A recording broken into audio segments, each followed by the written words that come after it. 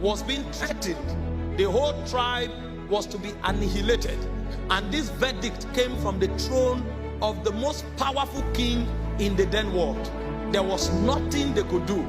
And to make things worse, this manipulation was an act of a gang up in the corridor of power. So there's no way they can even access the king to change the matter. The only window they had was the queen. And even the man that came to talk to the queen was hoping she will use her natural powers, like her beauty and her proximity to the king. Go to the king, touch his head, and tell him about this matter. But you see, matters of state are not settled casually.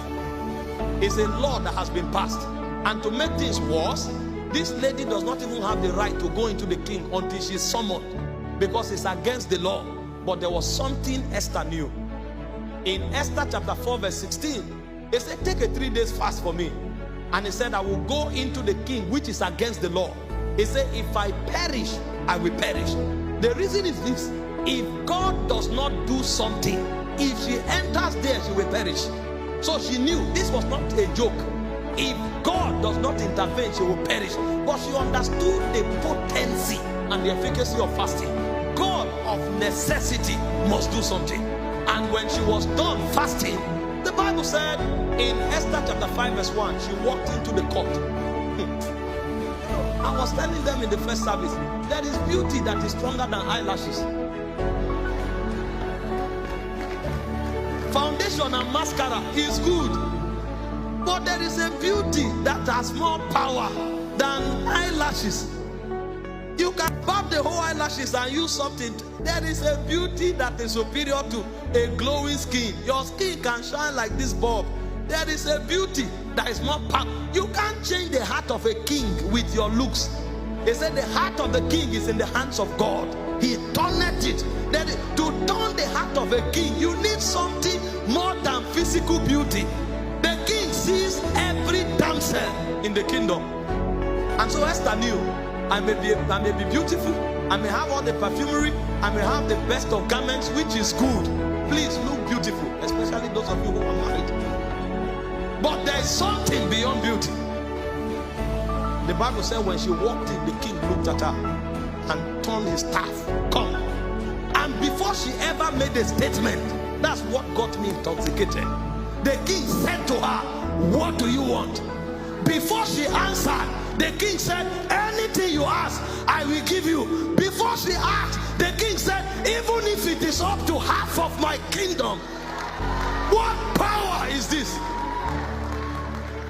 What do you want? At least logic and reason demands that you wait. If it's something you can do, or if it's something you are willing to do.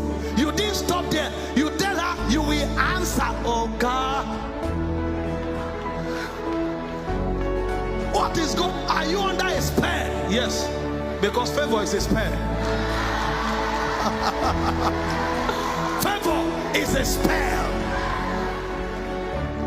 And instantly a law was overturned. It's called the power of favor. How can a believer be stranded? We have too much advantage. We have too much advantage. We are not just tapping into it. It doesn't matter if 500 people applied. Yes, some studied in Harvard, some studied in MIT. In addition to your certificate, come with favor. Come with favor. Come with favor. By the time they judge you based on merit, they will now go into an economy that is superior to merit. It's called favor. I said favor does 3 things. Number 1, favor opens your heaven. Luke 1:35. The angel appeared to her and said, Hail Mary, full of grace, the Lord is with you. You are favored among women. What caused the heaven to open was not her prayer. What caused the heaven to open was not her beauty. It was not even the fact that she was a virgin. There were many virgins in Israel, but you are highly favored. Because you are favored, an angel can be mobilized. And that was not a common angel. That was a cherubim. Such angels, they don't move carelessly. They stand before God. When he came to Zacharias, he said, I I am Gabriel that standeth before the throne of God. That's their designation. You don't send archangels. Archangels are participators in kingdom agenda because they are not just servants. They are rulers in the spirit. They are princes in Zion. The Bible said there are 12 chief princes. Gabriel is one of them. But on the strength of favor, it was not just an angel that was mobilized. It was a chief prince.